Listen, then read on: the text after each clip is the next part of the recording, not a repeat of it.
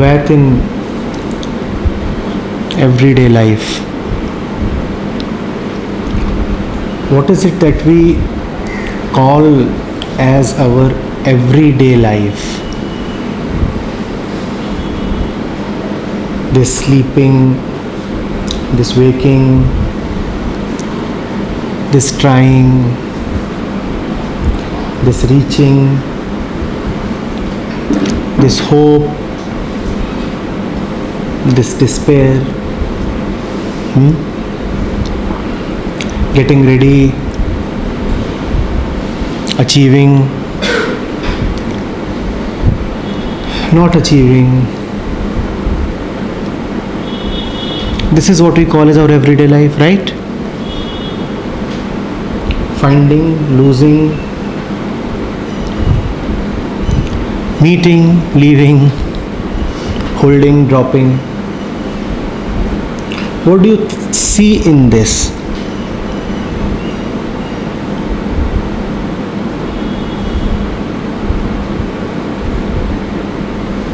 It's the I. It's there, but what do you see about the nature of this I?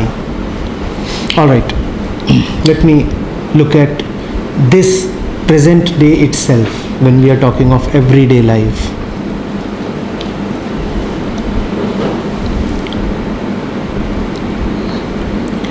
We all are wearing clothes which we hopefully put on this morning itself, right?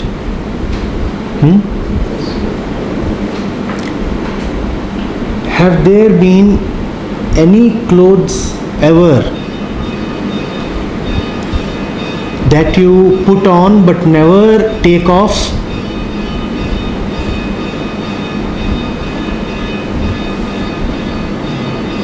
We all are sitting here wearing something. Is there ever something that you wear but never unwear, never take off?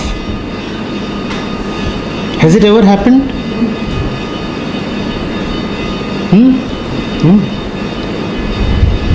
Has there ever been a place that you go to but never return from? You have come here, what would happen to this coming? What would happen to this coming? The coming will change into departure. It's a matter of time. Right? This session began for you. Right? Has there ever been a session that begins but never ends? Please, has there been?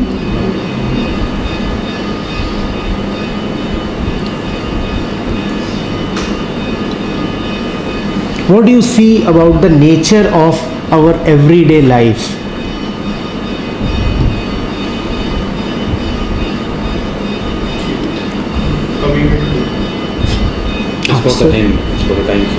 It's got a time frame. And what do you see about time? Has there ever been a moment that returns? Has there ever been a moment that returns? So everyday life is a continuous flow of time in which, what do you see happening? Change. Yes, and what is it that changes and into what?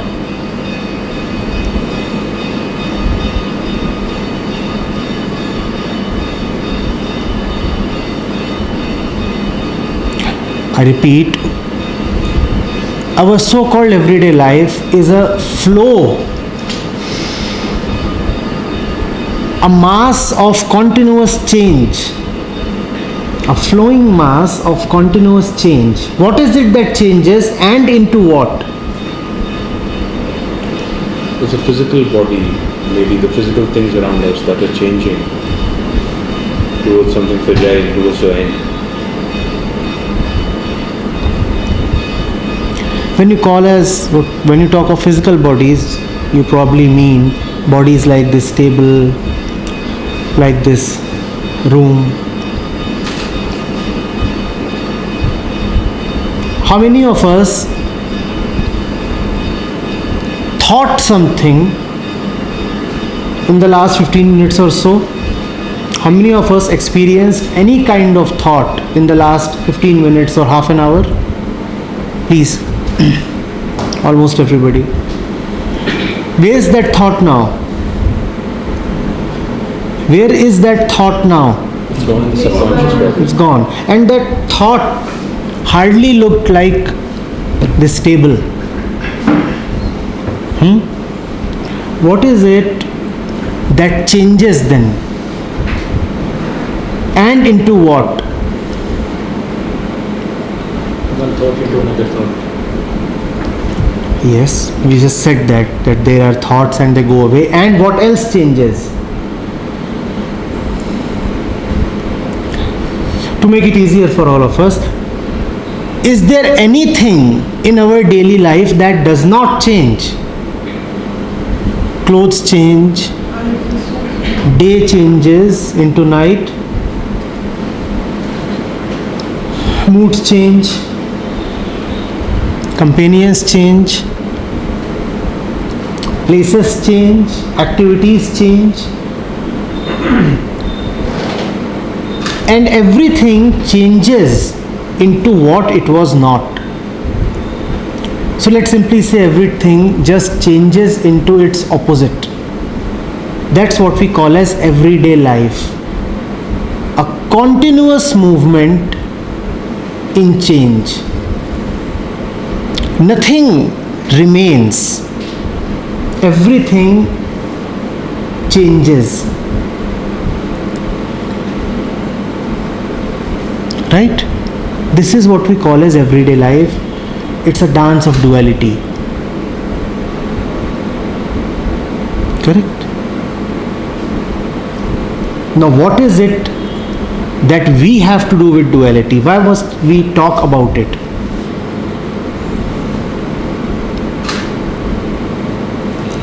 Why should duality matter to us? First of all, is it clear how our lives are full of pairs of opposites? How our lives are full in that sense of contradictions? Is it clear? Yes, it is. You wear something only to take it off. You meet someone only to bid goodbye. And you bid farewell only to meet again. If not that person, then somebody else. We come to go. We sleep to wake up. We eat to again feel hungry and then again eat. We run to stop. We stop to run again. We are born to. That's what everyday life is. A movement in contradictions, a movement in duality. And between the two ends of duality stands time. So when you are experiencing one end, the other end appears far away. Sometimes it does not appear at all. You feel as if it would never come. You say, I have arrived. This union is permanent. We would never be separated again. But that's not how it plays out. Right? So we were asking, even if everyday life is full of changes, what do we have to do with it? Why must we talk about it? I am at the center of it. I am the one who is experiencing. I am the one who is experiencing all these changes. And what do all these changes do to this I? It's creating that restlessness. These changes create that restlessness. Can we be a little more specific about it? Everything is continuously changing. Changing whether or not this I wants it or supports it. And what do all these changes do to this I?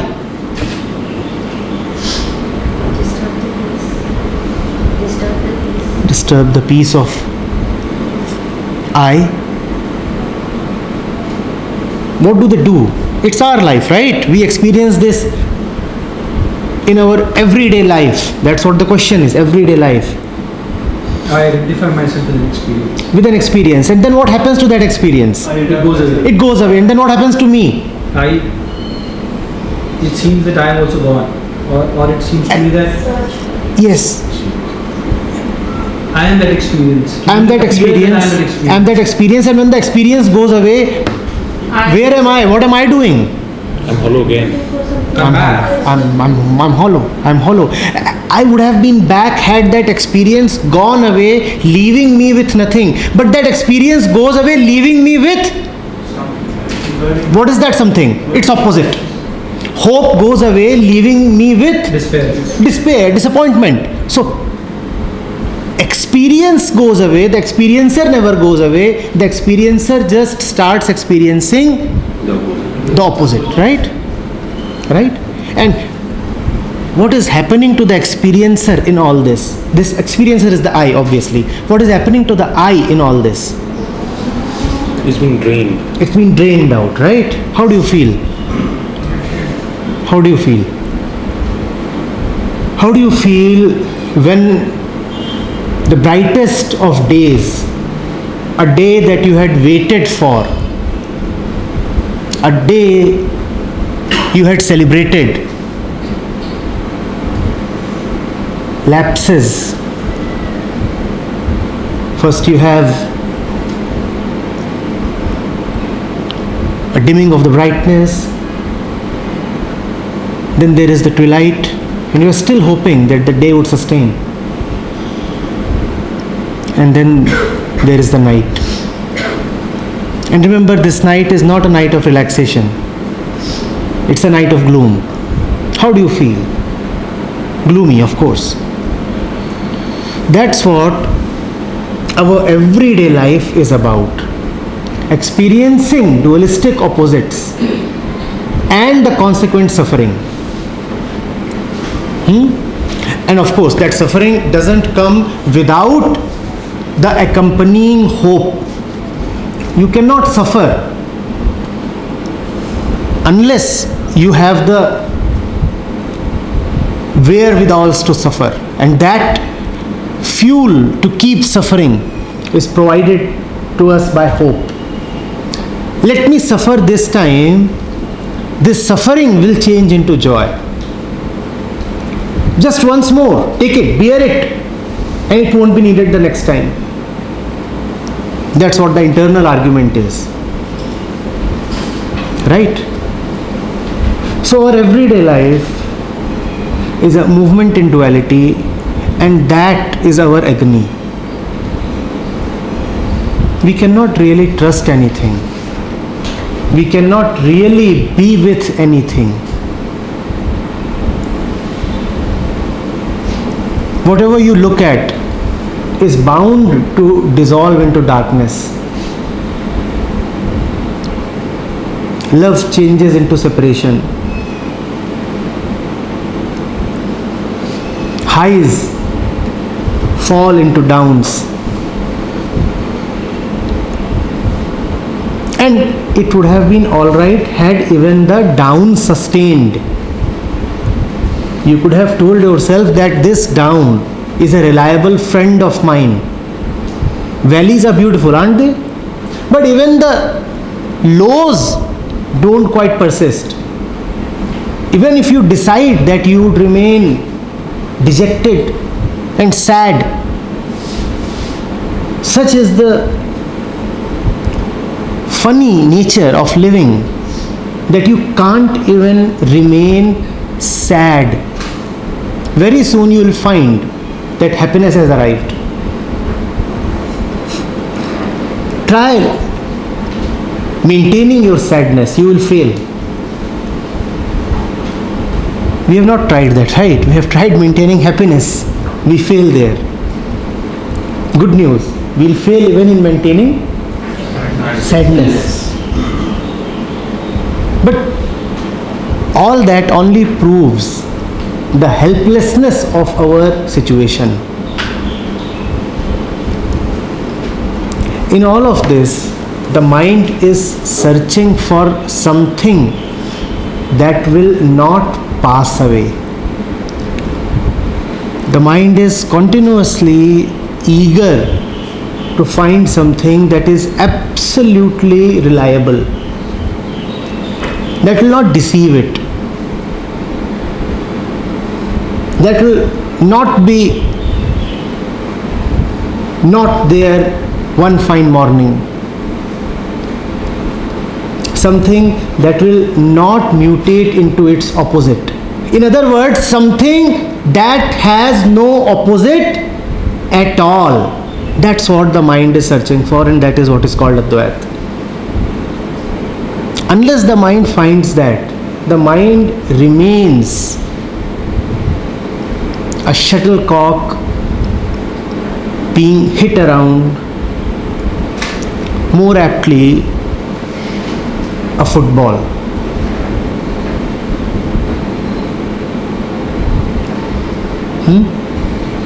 Even a football has its own consolations.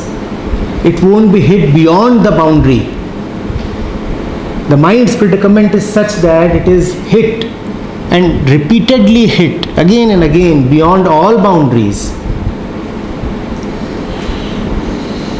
You do not know where the next hit would come from, and you do not know where you would land as a result of the next hit. What is certain is that if you want to stay hit, you can't. And if you want to stay still, you can't. When you are flying in the air, having received a kick, it's certain you would land. And when you land, it's only to receive another kick.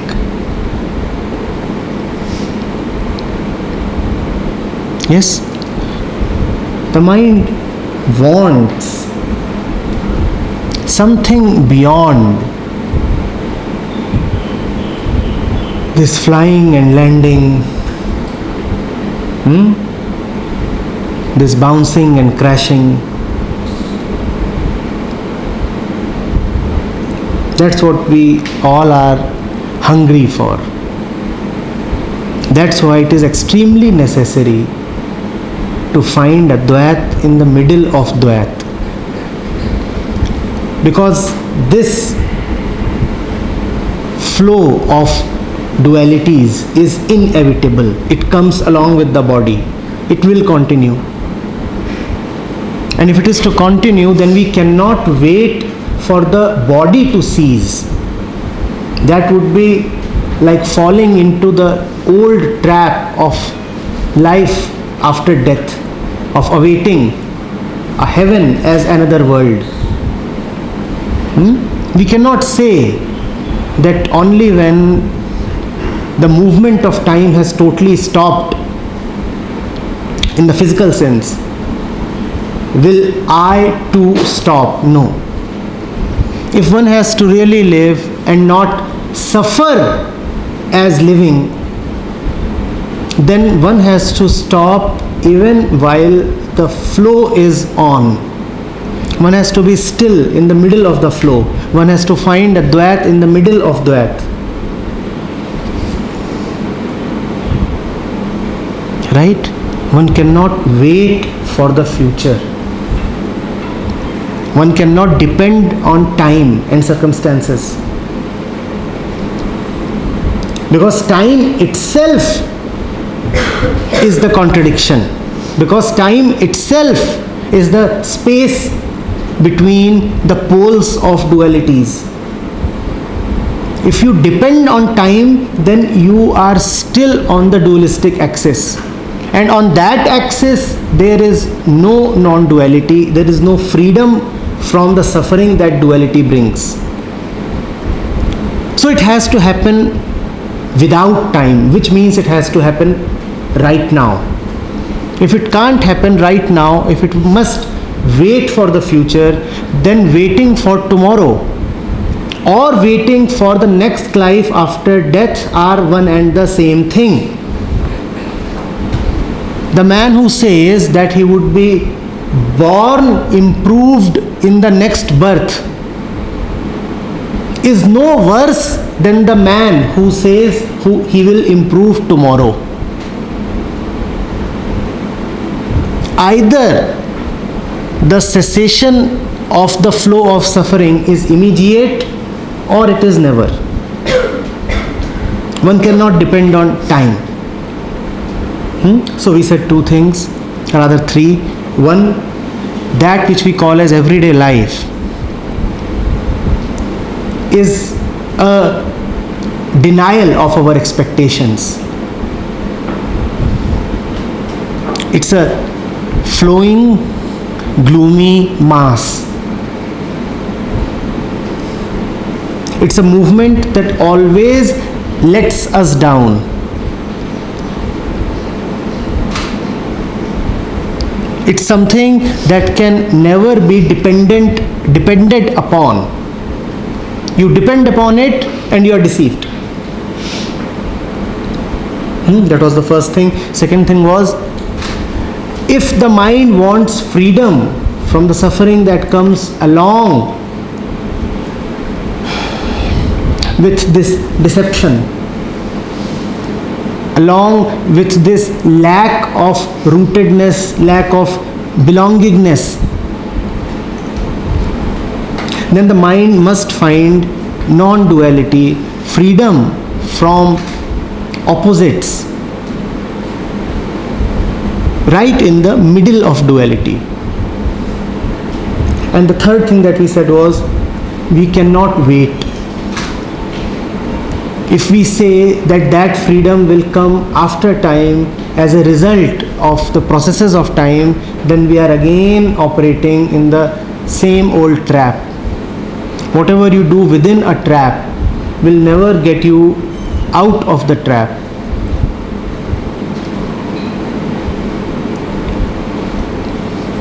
Yes? Now, we have still not, in all this, answered quite clearly what non-duality or Advait really is.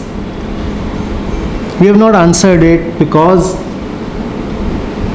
no answer ever suffices. Have you ever received an answer after which there has been no question?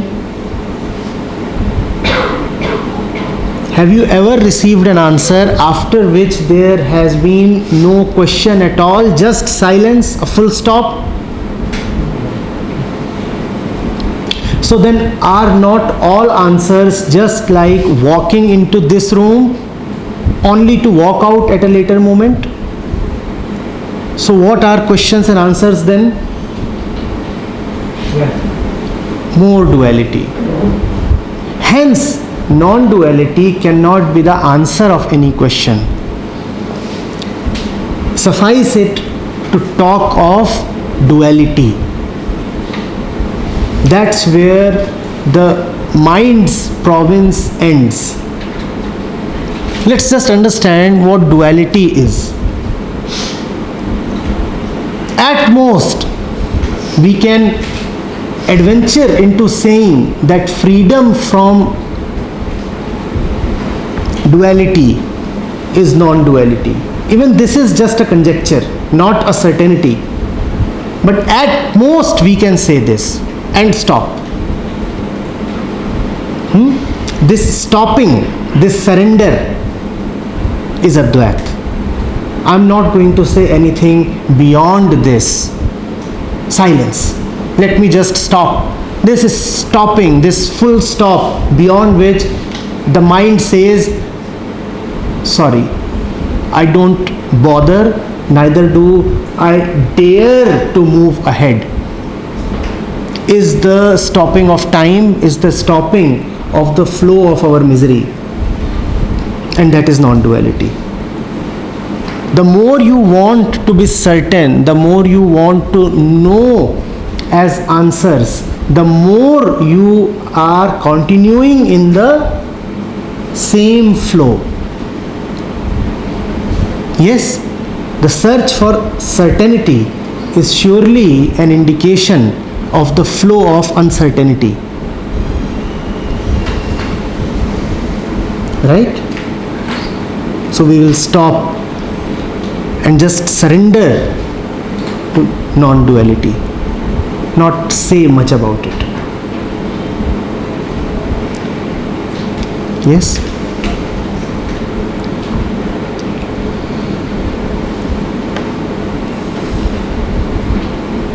I repeat this.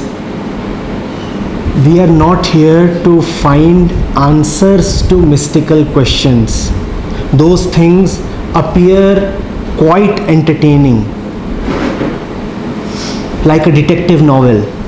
God is hiding somewhere, let's go and find him.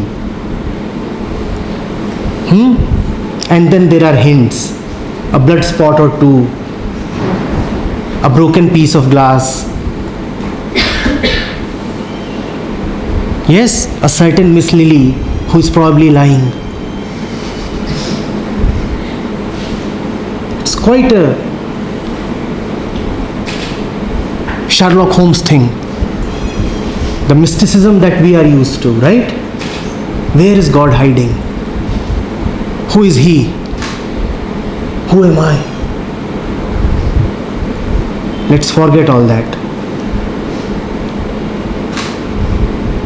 Let's simply look honestly at everyday life.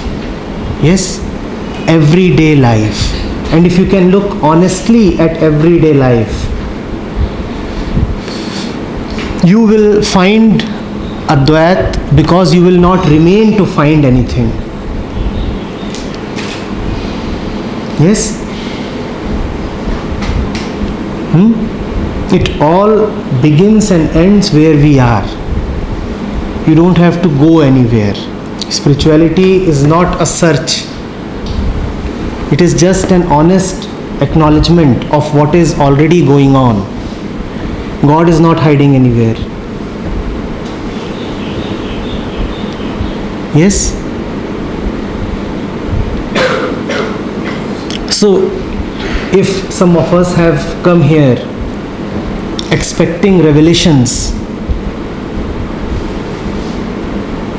or some hidden ancient truths to be exposed, they will be disappointed. I have nothing fancy to communicate to you. In fact, I hardly have anything to communicate. You are your only observer. It's your life, and only you are in the right position to know what is going on. Only you are the experiencer of all that is happening with you.